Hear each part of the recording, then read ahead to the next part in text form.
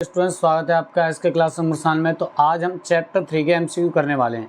Class 10th के लिए होने वाली ये वीडियो, और इसमें हम chapter 3 that is linear equation in two variable के जितने भी एमसीक्यू हैं, टॉप 10 एमसीक्यूज करेंगे डिस्कस। तो जैसा कि आपने अगर लास्ट वीडियो देखी है तो आप करते आ रहे होंगे, सबसे पहले आपको हर एक एमसीक्यू का आंसर खुद क्लिक करना है, खुद सॉल्व करना है। उसके बाद आपको सही आंसर को देखना है, जो मेरा कराया हुआ है, जो मैं बताऊंगा उसका सही आंसर। ठीक है, तो सबसे पहले लास्ट दो वीडियो अगर आपने नहीं देखे तो आप पहले उन दोनों वीडियो को देख कर आएँ। चैप्टर 1 और चैप्टर 2 की टॉप बेस्ट जो एमसीक्यू हैं वो मैंने करा दिए उन वीडियोज़ में, तो आप वहाँ देख सकते हो। ठीक है, इसके अलावा आइए स्टार्ट करते हैं आज चैप्टर 3 के एमसीक्यू। तो सबसे पहले लास्ट दो वीडियो की तरह ही मैं स्टार्ट नहीं करूँगा, आज हम थोड़ा सा कॉन्सेप्ट भी डिस्कस करेंगे। मैं तुम्हारे साथ थोड़ा सा कॉन्सेप्ट डिस्कस करूँगा, जैसे linear equation in two variable क्या होता है। इसमें आपका देखो ax plus B Y plus C equal 0, ये आपकी इक्वेशन है। ये आपके दो वेरिएबल की इक्वेशन की जनरल फॉर्म है। अब दो वेरिएबल हैं तो दो इक्वेशन होंगी, इसलिए a1x b1y and c1 equal 0, और दूसरी हो जाएगी a2x plus b2y plus c2 equal 0। तो ये दो इक्वेशन है आपके linear equation and two variable chapter की जनरल फॉर्म। ये दो इक्वेशन की आपकी जनरल फॉर्म है। अब इससे रिलेटिव जो एमसीक्यू मोस्टली बनते हैं वो किस तरीके के बनते हैं, तो आइए जानते हैं किस तरीके से काम हुआ। जैसे कुछ कंडीशंस होती हैं, मैं मोटा मोटा डिस्कस कर लेता हूँ। वैसे मैं चैप्टर का कॉन्सेप्ट कराने नहीं बैठा हूँ, मैं करा रहा हूँ आपके एमसीक्यू। तो मुझे उम्मीद है कि आपने चैप्टर अच्छे से पढ़ा होगा, आपने कॉन्सेप्ट को बहुत अच्छे से किया होगा, तभी आप इसके एमसीक्यू कर रहे हैं। लेकिन मैं फिर भी आपको थोड़ा सा कॉन्सेप्ट बता देता हूँ। जैसे पहला इसमें कंडीशन होती है कि a1/a2 अगर नॉट इक्वल हो b1/b2 के, और ऐसी कंडीशन है तो इस कंडीशन में आपका यूनिक सॉल्यूशन होता है। जो इक्वेशन उनका कैसा सॉल्यूशन होगा, यूनिक सॉल्यूशन होता है। ठीक है, और लाइन जो होंगी वो एक दूसरे को इंटरसेक्ट करेंगे एक पॉइंट पर। यानी अगर इस तरीके की कंडीशन है a1/a2 नॉट इक्वल b1/b2, तो आपका सॉल्यूशन कैसा होगा, यूनिक सॉल्यूशन होगा, यानी एक ही सॉल्यूशन होगा। नेक्स्ट अगर दूसरे की बात करूं, अगर ऐसा हुआ एक सेकंड कि a1/a2 इक्वल है b1/b2 के, लेकिन नॉट इक्वल है c1/c2 के। अगर ये वाली कंडीशन है तो आपका कोई सॉल्यूशन नहीं होगा, और लाइन जो होंगी वो पैरेलल होंगी।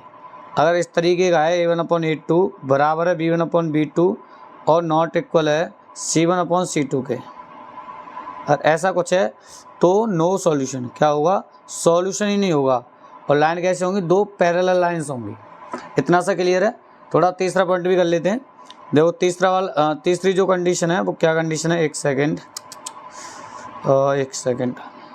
तीसरी जो कंडीशन है वो कंडीशन है और a1/a2 बराबर होगा b1/b2 और बराबर होगा c1/c2। तो ऐसे केस में आपके कैसे सॉल्यूशन आएंगे, इनफाइनाइटली मैनी सॉल्यूशन, यानी बहुत सारे सॉल्यूशन आएंगे। और लाइन कैसी होंगी, कोइंसिडेंट लाइन होंगी, यानी एक दूसरे के ऊपर ओवरलैप करती हुई लाइन्स होंगी। इसलिए तो हर जगह कट करेंगे दोनों लाइन, इसलिए बहुत सारे सॉल्यूशन होंगे। देखो जो भी सॉल्यूशन आते हैं लाइंस के, वो दोनों लाइन एक दूसरे को कितने पॉइंट पर कट कर रही हैं उस हिसाब से आते हैं। जैसे एक जगह कट कर रही है तो एक सॉल्यूशन, कट नहीं कर रही है तो नो सॉल्यूशन। अगर एक लाइन ये है और इसके ऊपर दूसरी लाइन और है तो ये इस कंडीशन में तीसरी वाली कंडीशन ये वाली है, तीसरी वाली कंडीशन ये है, ये पहली कंडीशन है, ये दूसरी कंडीशन, तीसरी वाली में मैंने सॉल्यूशन होंगे। आई होप के आपको क्लियर हो गया होगा। थोड़ा सा कॉन्सेप्ट मैंने बताया है, आगे चलते हैं।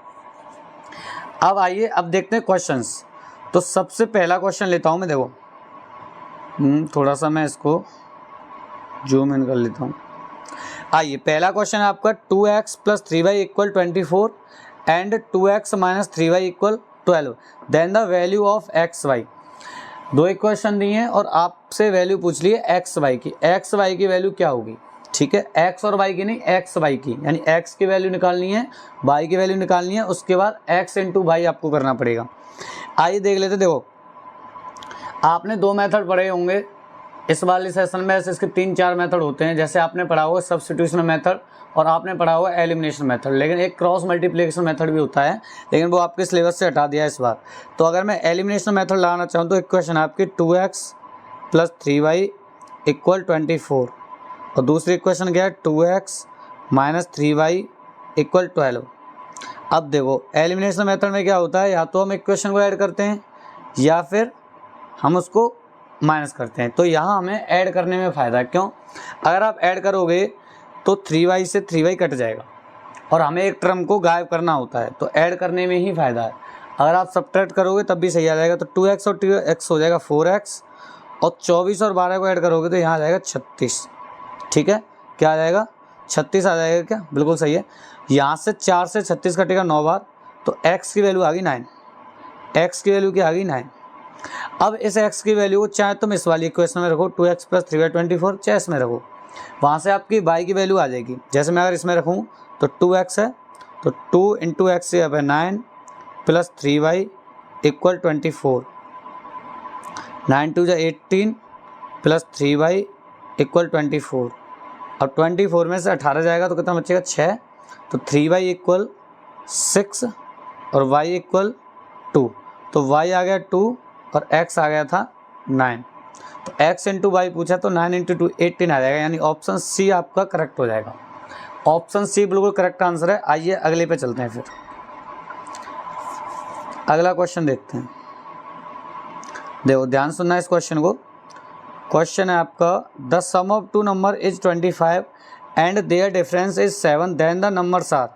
कोई ऐसी दो नंबर जिनका सम हो जाए 25 और डिफरेंस हो जाए 7। देखो इस तरीके के क्वेश्चन दो तरीके से होते हैं। एक तो तरीका जो वैलिड तरीका है, जो बुक्स में दे रखा है, गिवन है आपको कि आप दो नंबर्स को x एंड y मानोगे। एक तरीका तो ये। एक तरीका ये भी है कि आप एलिमिनेट कर लें ऑप्शन से। कैसे? देखो उसने बोला दो नंबर का सम 25 है, तो 20 और 5 ठीक है 25 होता है, 18 और 7 बिल्कुल 25 होता है, 15 और 10 बिल्कुल 25 होता है, 9 और 16 बिल्कुल 25 होता है। तो 25 सम तो चारों को ही आ रहा है, तो अभी तो हमें नहीं पता ऑप्शन कौन सा सही है। लेकिन उसने कहा डिफरेंस 7 का है। 20 और 5 का जो डिफरेंस है वो 15 है, 18 और 7 का जो डिफरेंस है वो 11 है, 15 और 10 का डिफरेंस 5 है, 9 और 16 का डिफरेंस 7 है, और डिफरेंस 7 चाहिए था, इसलिए ऑप्शन डी करेक्ट है। ऑप्शन डी वाला बिल्कुल करेक्ट है। 9 एंड 16 इसका आंसर हो जाएगा। तो इस तरीके से भी आप कर सकते हो। बाद बाकी आप दो इक्वेशन भी बना सकते हो। x मान लो और y मान लो दो नंबर, तो दोनों का सम 25 है और उनका डिफरेंस 7 है। दो इक्वेशन है, दोनों को सॉल्व करके x एंड y की वैल्यू आ जाएगी, वही आपकी 9 एंड 16 आएगी। ओके, नेक्स्ट क्वेश्चन पे चलते हैं। आइए देखते हैं अगला क्वेश्चन। देखो अब ये वही है कॉन्सेप्ट में से। आपको इक्वेशन के बना है 4x minus Y equal 1, 4x minus Y equal 1 and 2x minus 2y equal 2। तो ये जो इक्वेशन है बताना है इनका नॉन लीनियर आएंगी ये, या इनकन्सिस्टेंट आएंगी, या कंसिस्टेंट आएंगी, या डिपेंडेंट आएंगी। देखो कंसिस्टेंट इक्वेशन वो होती हैं जिनका सॉल्यूशन मिलता है, इनकन्सिस्टेंट वो होती है इनका सॉल्यूशन नहीं मिलता है। तो या क्या करना पड़ेगा आपको? देखो आपको करना पड़ेगा a1/a2, b1/b2 और c1/c2। तो a1 क्या है आपका? a1 है 4 और a2 है 2, b1 है इसमें -1 और b2 है -2। ऐसे ही आपका c1 c2 क्या है? c1 1 है और c2 2। तो देखो माइनस से माइनस प्लस हो गया, ये 1/2 1/2, लेकिन यहाँ क्या है 2/1, यानी पहले ही नॉट इक्वल है। नॉट इक्वल है तो आपको सॉल्यूशन मिलेगा, तो फिर ऑप्शन सी सही है, आपको कंसिस्टेंट मिल जाएगी। ठीक है, कैसे मिल जाएगी? कंसिस्टेंट होगी। अगर आपके इक्वेशंस का सॉल्यूशन आता है तो इक्वेशन कंसिस्टेंट मानी जाती है, नहीं आता है तो इनकंसिस्टेंट मानी जाती है। और सॉल्यूशन कब आता है? वो तीनों कंडीशन है, बस एक कंडीशन पर सॉल्यूशन नहीं आता है जो पैरेलल वाली है, जिसमें a1/a2 बराबर है b1/b2 के, लेकिन नॉट इक्वल है c1/c2 के। उस केस में इनकंसिस्टेंट होगा। आइए नेक्स्ट क्वेश्चन पे चलते हैं। ग्राफ देखो बहुत ही इंपॉर्टेंट क्वेश्चन है, देखता हूँ कितने बच्चे इसका आंसर दे पाएंगे। पहले से पहले अगर क्वेश्चन आप देख रहे हो तो कमेंट बॉक्स में कमेंट कर दें किस तरीके का आंसर आपका आ रहा है। देखो पहले मैं देख लेता हूँ। ग्राफ है x = -2 is a line parallel to the. देखो ये होती है आपकी y एक्सिस, ये होती है x एक्सिस। x बराबर -2 है, ठीक है, x बराबर क्या है? -2 है, तो x पे चलें -2, जैसे इधर चलेंगे -1 और -2, ठीक है। तो ये इसके पैरेलल है, तो ये बाई एच के पैरेलल हो जाएगी, एक्स बराबर माइनस टू वाई एच के पैरेलल हो जाएगी। और आप कमेंट बॉक्स में बता सकते हैं आपका आंसर। तो ऑप्शन बी करेक्ट होगा। नेक्स्ट क्वेश्चन देखते हैं। क्वेश्चन है two lines x plus two Y plus 7 equal 0 and 2x plus K Y plus 18 equal 0 do not intersect each other. एक दूसरे को इंटरसेक्ट नहीं करती हैं, तो फाइंड द वैल्यू ऑफ के की वैल्यू निकालनी है। देखो, एक दूसरे को इंटरसेक्ट नहीं करती हैं तो लाइन कैसी है? लाइन है पैरेलल। और पैरेलल की कंडीशन क्या होती है? a1/a2 बराबर b1/b2 नॉट इक्वल c1/c2। तो ये कंडीशन लगा लो। देखो, a1 क्या है? a1 है x का कोएफिशिएंट होता है 1 और a2 क्या है? 2। b1 क्या है? 2 और b2 क्या है? k। ये बराबर होगा, यहाँ से क्रॉस मल्टीप्लाई करोगे तो k बराबर आ जाएगा 4। तो ऑप्शन डी बिल्कुल करेक्ट है। ऑप्शन डी अगर आपने आंसर दिया है तो यू आर राइट। आइए नेक्स्ट क्वेश्चन पे चलते हैं। देखो, दो इक्वेशन के बने आपको सॉल्व करना है। देखो, y बराबर दे रखा है आपको 2x प्लस 1 और y प्लस 3x माइनस 6 बराबर 0 दे रखा है। तो एक काम करें आप, देखो, चाहो तो आप इसमें से ऑप्शन में से वैल्यू पुट कर लो x की और y की। आगे वाली x की है, पीछे वाली y की है। तो जिस इक्वेशन को जो वैल्यू सेटिस्फाई कर देंगे वही आंसर होगा। एक तरीका तो ये। दूसरा तरीका ये सॉल्व कर लो। देखो, इक्वेशन है y प्लस दूसरी वाली 3x माइनस 6 और y बराबर दे रखा है 2x plus 1। 2x plus 1 y की जगह पर रख दिया, y की जगह पे मैंने रख दिया 2x प्लस 1, ठीक है। y की जगह पे 2x plus 1 plus 3x minus 6 बराबर में क्या था? 0। तो 2x और 3x 5x और 5x प्लस 1 और माइनस 6 हो जाएगा, माइनस 5 बराबर 0। तो 5 उधर जाएगा, पॉजिटिव 5 हो जाएगा। देखो, 5x माइनस 5 बराबर 0। तो x बराबर आ जाएगा 1। x बराबर 1 है, x की वैल्यू किसी भी इक्वेशन में रखोगे तो y बराबर आ जाएगा 3। तो ऑप्शन ए करेक्ट हो जाएगा। Option A is the right answer. आइए नेक्स्ट क्वेश्चन देखते हैं। इसमें भी दो इक्वेशन है और आपको सॉल्व करना। अब तो आपको आ चुका ही होगा इस क्वेश्चन का। इस वाली इक्वेशन का जो सॉल्यूशन है, x और y की जो वैल्यू है, आप इसका आंसर कमेंट बॉक्स में मुझे बताएंगे।